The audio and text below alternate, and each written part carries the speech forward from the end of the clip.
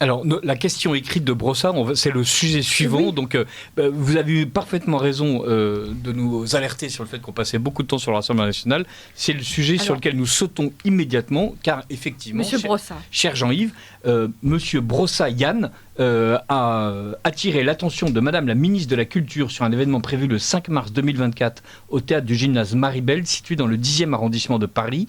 Il s'agit des Bobards d'Or, une cérémonie organisée par la Fondation Polémia, association d'extrême droite. Cette soirée, présentée comme une cérémonie parodique, car en fait, cher Jean-Yves, vous prétendez être parodique, mais en fait pas du tout, vous êtes venimeux, vise à décerner des prix aux prétendus pires mensonges proférés par les médias au nom du politiquement correct. Les récompenses se présentent sous la forme de petites statuettes évoquant Pinocchio, le pantin menteur.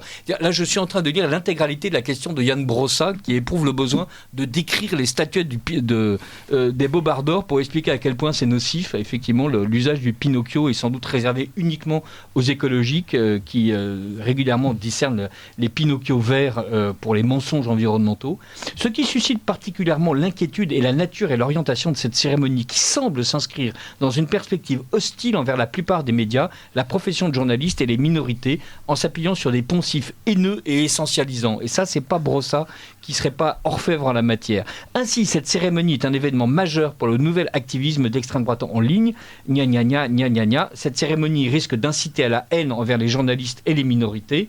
Dans ce contexte, il l'interroge, donc Yann Brossat interroge le ministre de la Culture sur les actions qu'elle compte mettre en place pour interdire cet événement. Voilà. Ça c'est formidable. Enfin une reconnaissance officielle. Combien les avez-vous payé pour cette publicité ? Formidable. Ah oui, non, mais alors, ça faut quand même pas tout. Alors, pourquoi ils font cette campagne ? Pourquoi ils s'adressent à Madame Dati, ci-devant ministre de la Culture ? Car effectivement, depuis 8 ans, les Bobards d'Or ont lieu dans le très beau théâtre du gymnase. Il se trouve que c'est un théâtre subventionné. Il n'est pas subventionné pour les Bobards d'Or, mais c'est un théâtre subventionné. Donc, il est à la main de la culture, à la main de la ministre de la Culture. Et l'action de M. Brossat, c'est une action concertée entre le Parti communiste, qu'il représente, fut-il très microscopique aujourd'hui, la CGT Spectacle, les Antifas, la mairie du 10e arrondissement. Donc il y a une pression tout à fait terrible qui a amené en l'état le théâtre du gymnase à nous retirer la salle en contravention totale du contrat signé. Et donc, alors les Bobards d'Or auront lieu sous une forme ou sous une autre, mais pas au théâtre du gymnase. En tout cas, ils auront lieu. La seule chose dont je suis certain aujourd'hui, c'est qu'ils auront lieu le 5 mars à 19h30 dans un lieu et sous une forme qui reste à déterminer, mais qui ne sera sûrement pas le théâtre du gymnase. Donc, rassurons les... Alors, comment est-ce que le théâtre du gymnase vous a annoncé que... Ils ne nous l'ont pas annoncé. Ils n'ont pas eu ce courage. On l'a su par leur compte Twitter, où ils ont expliqué qu'ils nous retiraient la salle parce que c'était contraire à leurs valeurs. Vous savez, les valeurs, les fameuses valeurs, ça fait quand même 8 ans qu'ils nous accueillent, 8 ans que ça se passe bien. Ça fait 8 ans que les propagez la haine des journalistes et des minorités. Les spectacles sont en ligne. Voilà, ils ont mis un peu de temps à s'apercevoir que c'était contraire à leurs valeurs. Bon, voilà, c'est tout à fait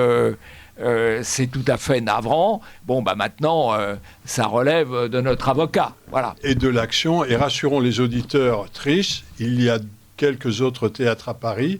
Et je ne vous apprends pas que certains sont dirigés par de proches amis à nous.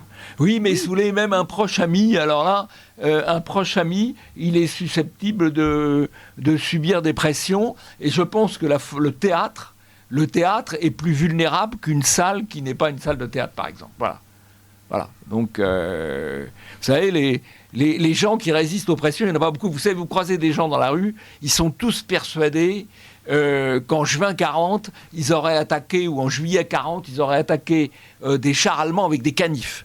80% de la population est persuadée de ça. C'est un peu ce qui s'est fait. Bon, oui, c'est un peu ce qui s'est fait, mais en pratique... Non, là, je m'élève en faux contre cette affirmation. La campagne de France a été remarquable. On a infligé des dommages sévères aux Allemands, qui n'étaient pas constitués d'ailleurs que de chars en train de tracer à travers les forêts. Il y avait aussi énormément de tracteurs, de canons traînés par des chevaux. D'ailleurs, la défaite de 44 s'est accompagnée d'un parfum de charogne absolument hallucinant de la part des Allemands, donc avec tous les chevaux crevés qui ont pu entisser la campagne française.